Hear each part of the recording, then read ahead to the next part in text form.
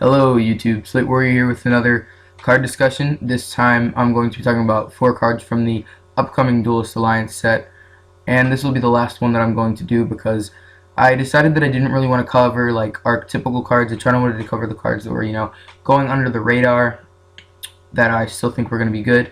But anyway, the first card that I want to talk about is Spell Power Spring, and then after that I'll talk about Pop Pull Up, Fantasia Prima Prodigy Mozart, and Showdown. Okay, so Spell Power Spring is a new card that reads, you can only activate 1 Spell Power Spring per turn, which of course is that clause that I told you guys in one of my other videos that I hate that clause. I think that, I don't know, if you draw 2 Spell Power Springs, go ahead and activate 2 Spell Power Springs. I mean, it doesn't really bother me, but, that's different than, like, for Yamato. It says you can only control 1 Bujin Yamato. Like, that makes a little more sense. It only says you can only control 1, but I think that if you draw 2 copies of Spell Power Spring, then that's, you drew the luck. I don't know.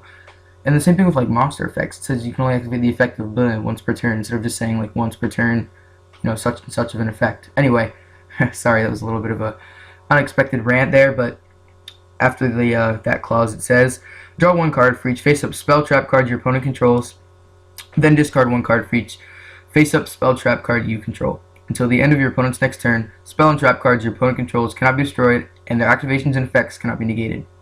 And the first kind of deck that I want to talk about that this card would be good to use against would be Bujins, which play these 2 face-up spell or trap cards, alright?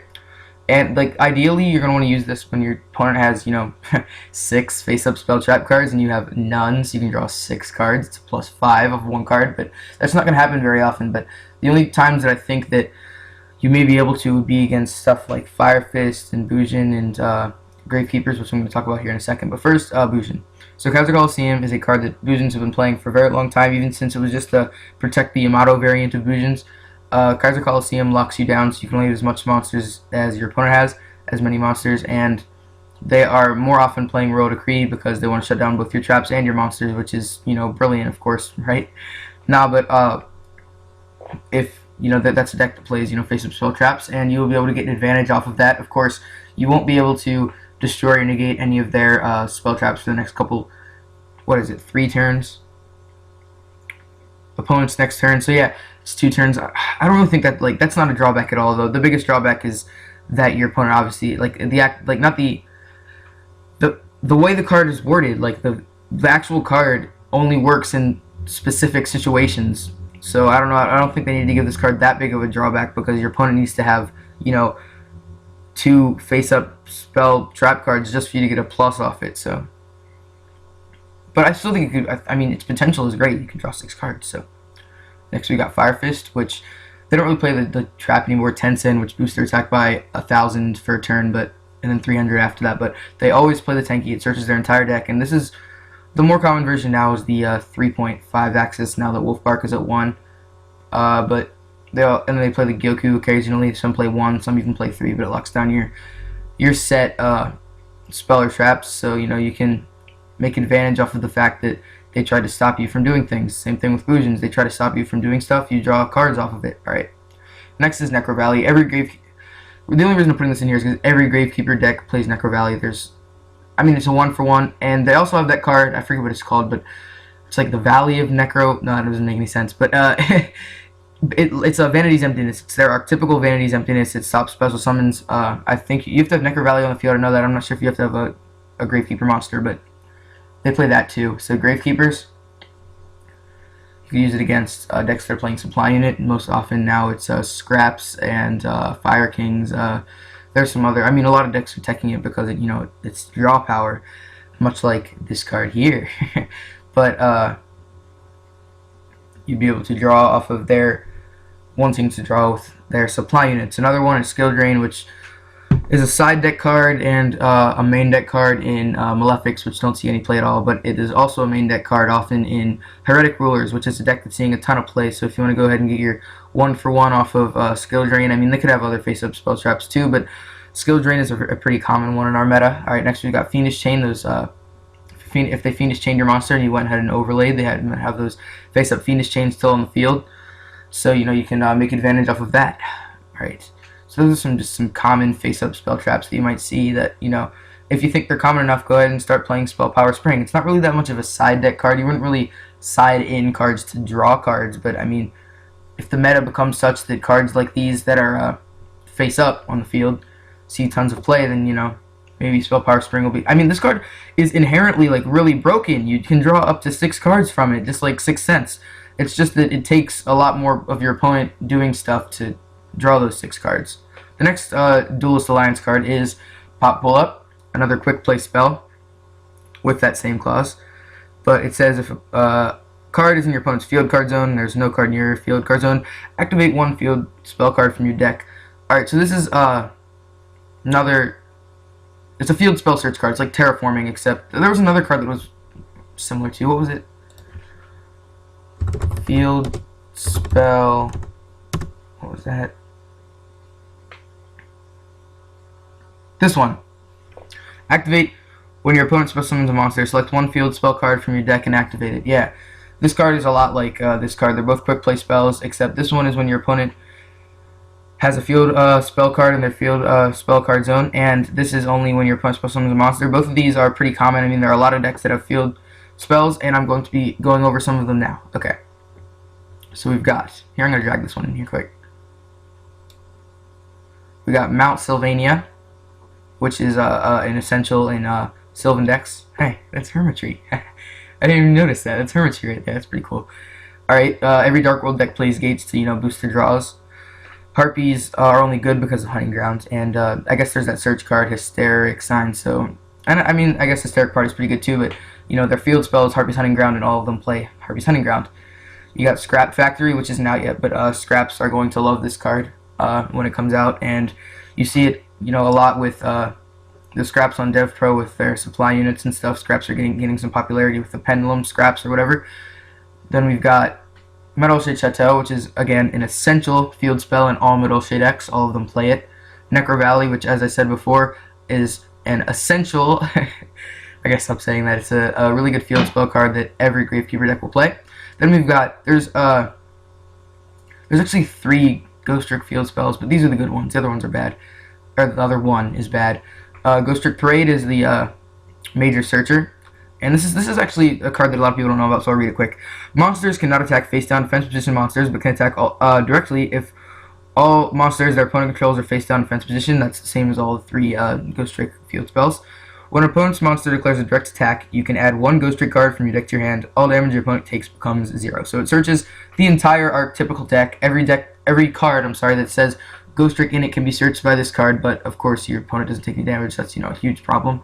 But everybody, what happens is you want to start off with this one. You want to Terraforming into this card, gain extreme advantage, you know, take some damage, and then before you die, and then you'll search with it this card, and that's the best field spell for when you want to go offensive, and then you'll, you know, use your massive advantage to stop attacks and hopefully win that way. Next is Fusion Gate. Fusion Gate is a card that you won't see played very much anymore, but, you know, heroes played it occasionally, and it's the essential fusions, or it's just the essential way to fusion summon now because Polymerization is really slow. I don't know, Shadolls actually have their own kind of recurring fusion card as well as Gem Knights, but Fusion Gate is for, if you want, let's say you wanted to play the Warrior from a Lost Land or whatever it is, what's this guy's name? He locks down your opponent's summonings. What's his name? Lost Planet. Normally I have this kind of monsters set up before I want to talk about them, but this just popped into my head. The Last Warrior from Another Planet, yeah. So, you know, if you want to special summon him, unless you want to use Polymerization, you know, you're going to be playing Fusion Gate. So, he's actually really good, actually. I'm gonna go through him quick. When this card is special summon, destroy all monsters on your side of the field except this card. Now, that seems pretty bad, but, I mean, he's got 2350 attack, but his effect is just so good that, you know, you can't have multiple monsters on your side of the field if this effect is active. As long as the card remains face on the field, neither player can normal summon, flip summon, or special summon any monster. So, the reason that you destroy all of your monsters beforehand is so you only have him on the field, and that would be a card that, you know, because Zombyra the Dark and Maryokutai are the cards that you have to use to fusion summon him, so, you know, you're not going to have to do that. With Polymerization, you're going to want to be able to have a Fusion Gate that stays up on the field, so you won't have to have all 3 cards to make him. You know, you'll have 2. Next, we got the Sanctuary in the Sky. With the new agent support, there's Uranus is the new agent. You know, they're going through all the planets, and Uranus' effect is only at its best when the Sanctuary in the Sky is on the field, and also Earth can search you a Master Hyperion when the Sanctuary in the Sky is in the field. Agents don't often play this card, but with the new support they might start. And finally is Vampire Kingdom, which you guys might be thinking, vampires have never been good, and you're right, they're terrible, but if you are playing a vampire deck, they're always going to be playing Vampire Kingdom, so, there you go. If they're playing that, you can go ahead and, if you have a field spell card, pop, pull up, quick play, and set your own, activate one of your own, not set it, but if you are playing in the OCG, then of course both field spells will remain face up on the field, and in the TCG we haven't gotten that ruling yet, so you activate pop pull up and your opponent's field spell would go to the graveyard. Okay, next we've got Fantasia Prima Prodigy Mozart, and you might be wondering, why do I have two here? Well, I'll be telling you quick. After I read its effect, during the turn you activate this card's effect. You cannot special summon monsters except light monsters.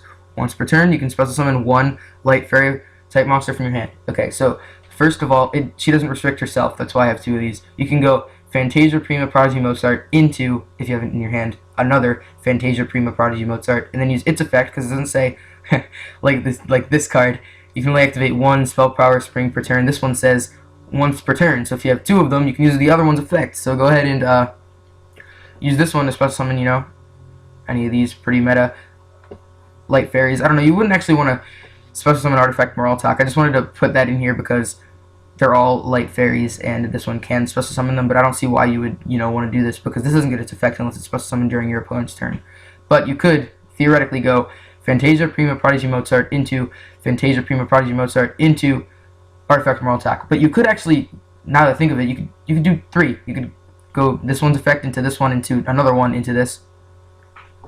Alright, so the next most meta light fairy type monster that you'd want to special summon is Archlord Kristya, which already has its own special summon condition, but that's not easy to, make happen, because in decks that would play it, unless they're completely dedicated to just summoning Archlord Kristya, they don't have tons of graveyard control. I know that Master Hyperion can sort of, banish the light fairies to set up your graveyard for Kristya, but you could special summon your Kristya and then lock down your opponent's special summons, or you could special summon Master Hyperion if you're playing agents. Also, you can go into Felgrand, because it says you cannot special summon except light monsters, so if you go Fantasia Prima Prodigy Mozart into Fantasia Prima Prodigy Mozart, you can go ahead and then overlay a Felgrand, because it is a light monster. Okay, next, and the final card that I want to talk about is Tethys, Goddess of Light, which isn't a very meta card, but it's used in a lot of decks that want to draw massively, because it has a really easy effect to draw tons and tons of cards. Alright, finally, a quick one here. Showdown only has one use, really, that I could think of. But it reads, during the damage step, when a monster effect or spell trap card is activated, negate the activation if you destroy. You could use it against Fire Fists, but I think that the best card you could use to get, or the best deck, that you could use against is Bujins, because they all play their Bujingi Cranes.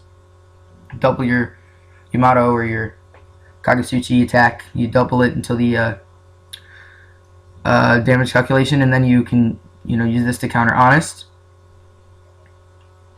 or at least the Honest effect that says your monster gains attack equal to your opponent's monster's attack. Bujins play both of these in every deck, and then a lot of Bujins these days are playing Lance because they're playing the Decree version. So as their trap, their pseudo trap, they play their fake trap, not fake trap though, but they play Forbidden Lance, which is a quick play spell that says target one face-up monster on the field. Basically, it protects your Yamato, and you can use it to attack with your Yamato or whatever Bujin you have face-up on the field, and then use this to target your opponent's monster, and then they lose their 800 attack, so you can attack over it with your Bujin if they happen to have higher attack than you.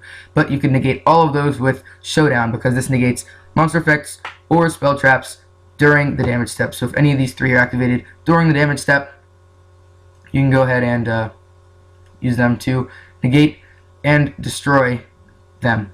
Alright, also, I just realized here, quickly before I end this video, Bujingi Crane says during damage calculation, so I'm just wondering, can you use Showdown to negate it? I don't know, comment in the comment section below. But also, subscribe to my channel if you're not already subscribed, like this video, favorite it if you liked it that much, and I will see you with a discussion that is not on Duelist Alliance later, YouTube.